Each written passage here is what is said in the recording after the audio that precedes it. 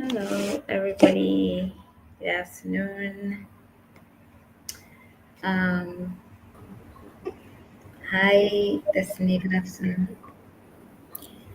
Hi, good afternoon. Welcome everyone to another section of the SSX, which is the Startup School Extended from the ECF community. So, our community has always had this tradition of learning, and for startups or engineers who are looking to dive into being entrepreneurs, right? And in this journey of trying to help people, help engineers, navigate to from the world of just coding to actually becoming business people, owning a startup. We are talking to different founders, and we have been having these sections in the last 1 month.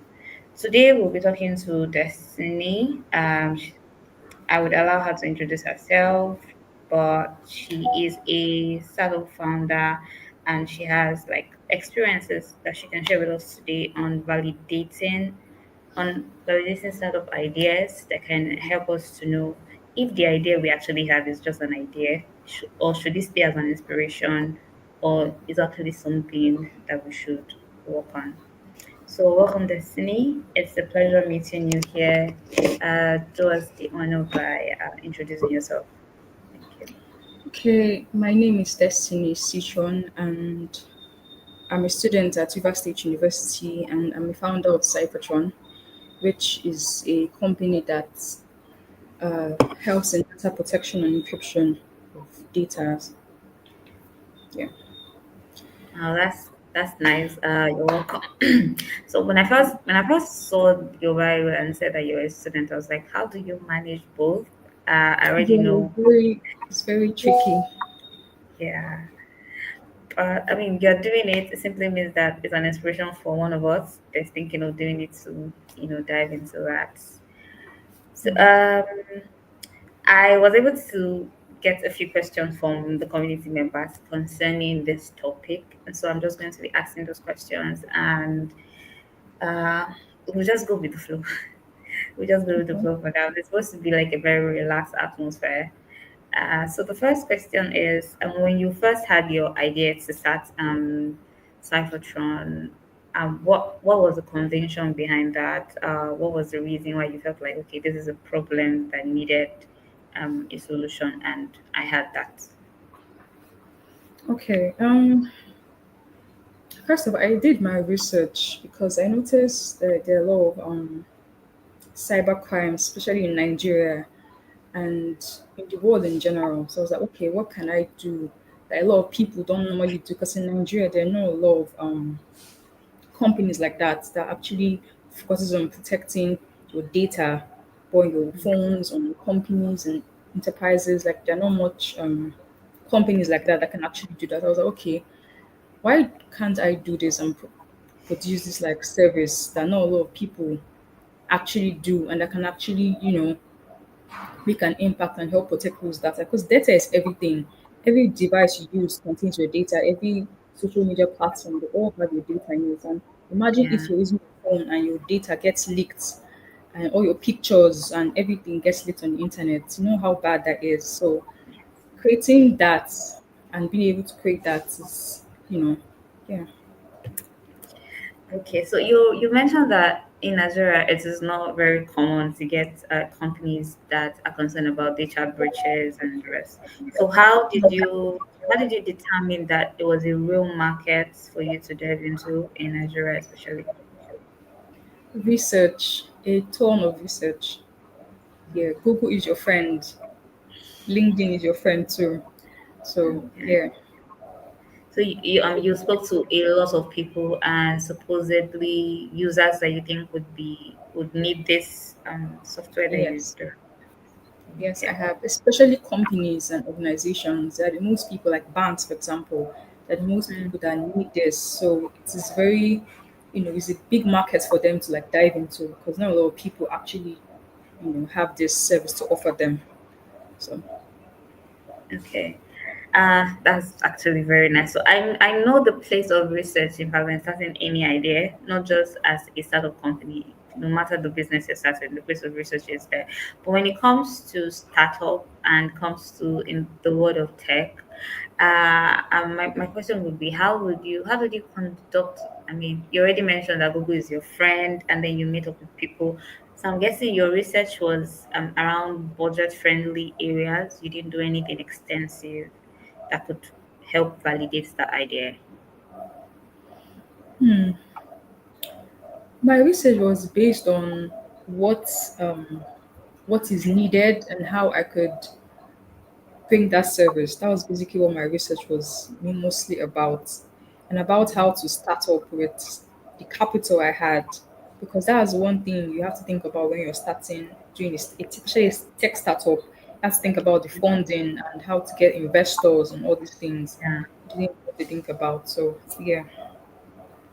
Okay, so for some of us that because in our community, and I think some people that are watching us right now, they are not startup founders yet. They are looking towards becoming one, and I've spoken to a couple of them too in the community that they are building something. Oh, they'll tell me, yeah, I'm building something in the next 6 months, and I'm just learning from all of this.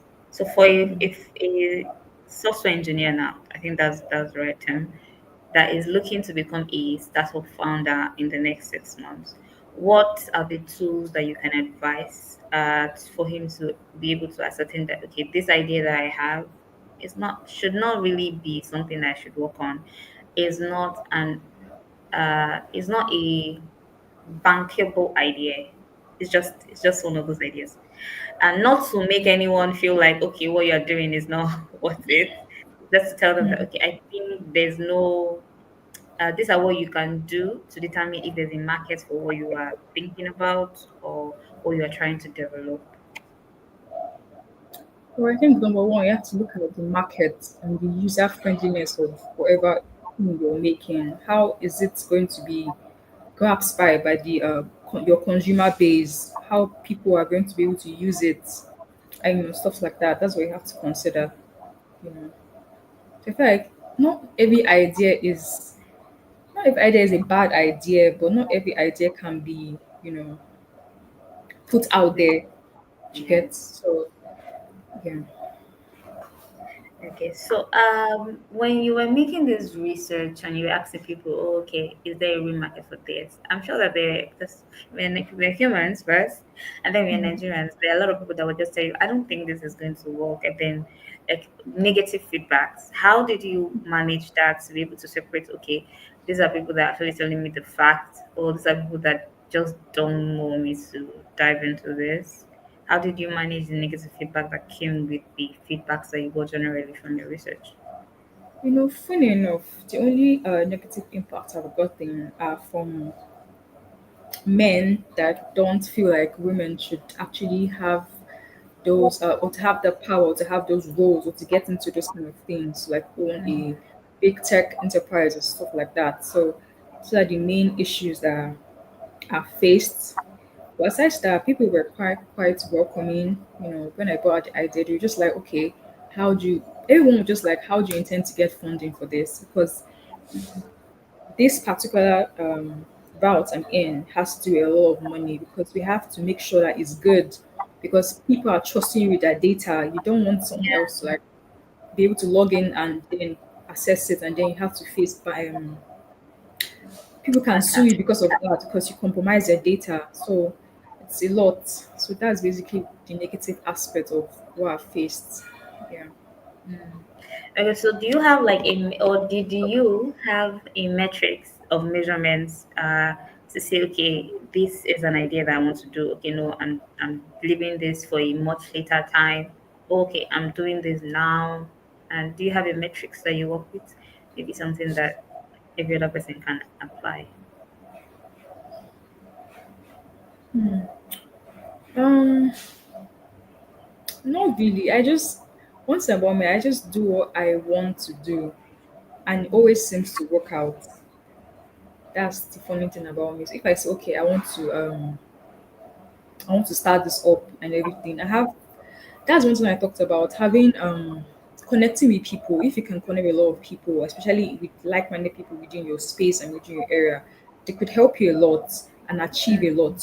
Get a very good team because my team, I stress them out a lot. They're tired of me, but we do the job basically. So that's what I would say. Okay.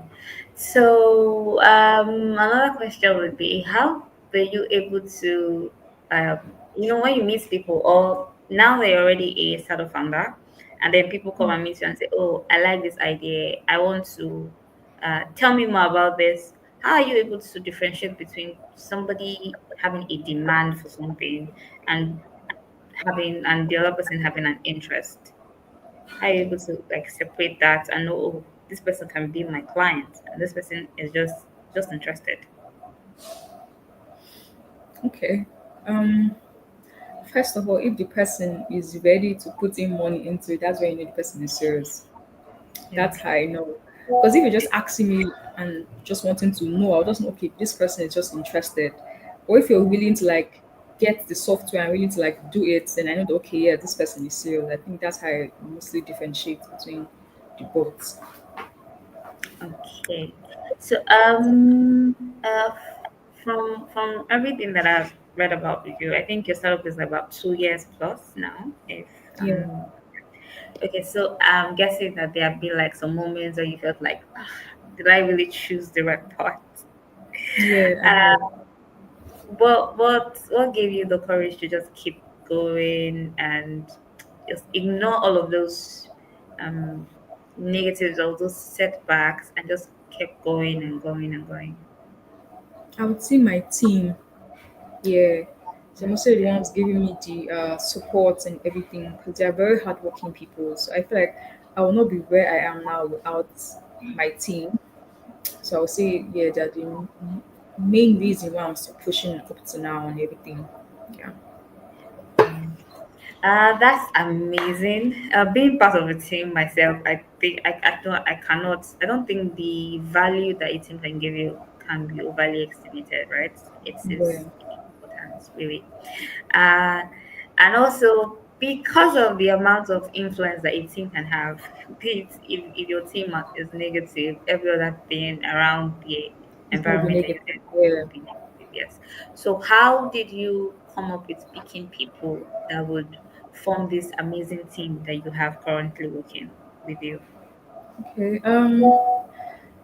Some of them I met them in like different. Some people I met them during conventions. Um, I met my other friend during in school. We are classmates in school. That's how I Okay. met him. So I made them in different areas and I just brought them all together and we're like this one big happy family and we work together. So yeah. Okay, so were there characteristics that were similar that you just saw and say, okay, I think since we work together on a personal level, I think we can work together in business.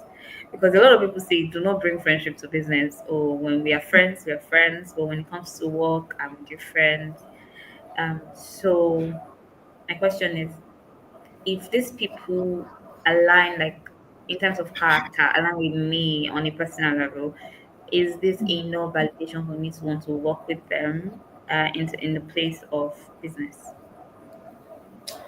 What I look for, this is gonna sound kind of cocky, but what I look for is mostly people that are introverted like me. Oh, People that yeah, people that don't really are not really out there, don't really like showing themselves and those are the people that I mostly look out for because they are very interesting people and they're very smart and if you put them in a team, they give everything that they've got. And I look for people that communicate because communication is very paramount in doing business or anything you're doing. Your team must know how to communicate with you, must know how to communicate with your team and tell them, okay, this is what I want and that and that. So also look at people that can easily come up with ideas very fast.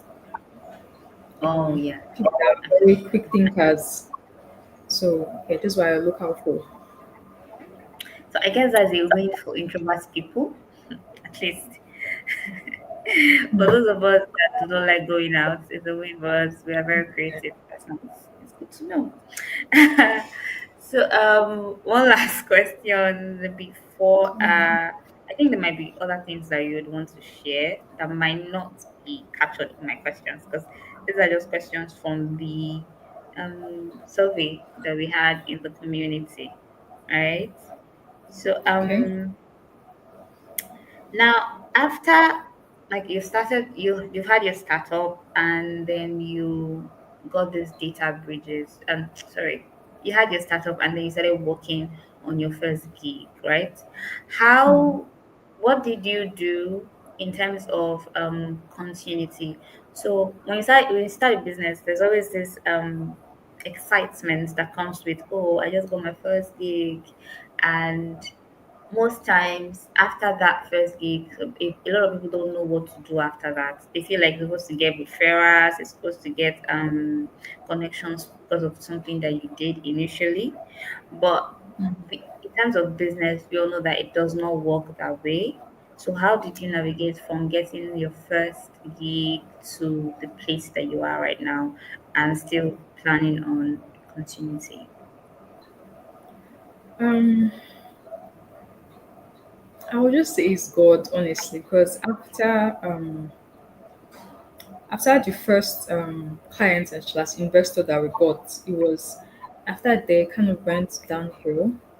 Um, People were not really getting into it like that. I don't know for some odd reason, and we're not getting the attention that we wanted from clients and from people. But we just kept going, honestly. It was just God that saved us during this period of time because a lot of people had doubts. People on my team, they were like, I don't think this is going to work. This is like a one hit wonder, as they say. But we just kept going and everything, and trusting and praying. So, yeah. In terms of continuity, I just feel like everything, I just feel like it's God, honestly. I feel like you should just put God in everything you're doing because, in as much as you're going out, you're connecting with people, you're doing all this. If you don't have the grace, no one's going to come and meet you or tell you, okay, I want to invest, I want to be your client and this and trust you, give you that kind of trust that you want, you know. So yeah, that's what I feel. Okay, I think that's like all the questions that I have from the community members. Are there anything that you want to add? Lessons that you think is important for people who are looking to venture into anything, be it a startup company or just be it a business that have been, anticipating on getting or starting for a while. Mm, I'll just tell them just start somewhere. Every company, every person, Facebook, they started from somewhere, started in its college dorm, and so just start somewhere, get the right people, speak to the right people, go out. In as much as people are introverted, you still need to go out and meet some people, attend conventions, attend conferences. Like this community now is a very good initiative to that. Join communities and like-minded people, you know, get the experience too, get certificates and stuff like that to build your resume and all that. I feel like that helps, and that's what's going to take you where you want to go. Okay, yes. So today has been a very good conversation. I mean, from one, I know that go out, meet people, connect with people. A lot of us might just be like, I have a belief that nobody, I think it's a general belief that nobody is an island. There's Yeah, always something you can learn when you go out and meet people. And even if you don't want to go out, you can join communities, you can join and there are lots of that. There's a lot of communities these days, like tech a lot. communities. Yeah, And if you connect, you meet people that are like-minded like you meet co-founders, people that probably have the funds and you have the ideas, and you can just yeah, collaborate, do exactly. something together. So it's really good. It's an honor, it's a privilege to talk to you today. Yeah. uh Hoping that you join our community and we get more of these insights from you. I don't know if there's going to be any question from those on the YouTube end, but yes, in order not to take too much of our time, I will just let it go. But can you give me like a minute or so at the back end before you drop off totally? All All right. right. So to the people as our audience, we would see you again on Friday. Same time, same place. And yeah, we're going to be having another interesting conversation with some of our founders and engineers. Until then, see you next time. Bye. Bye.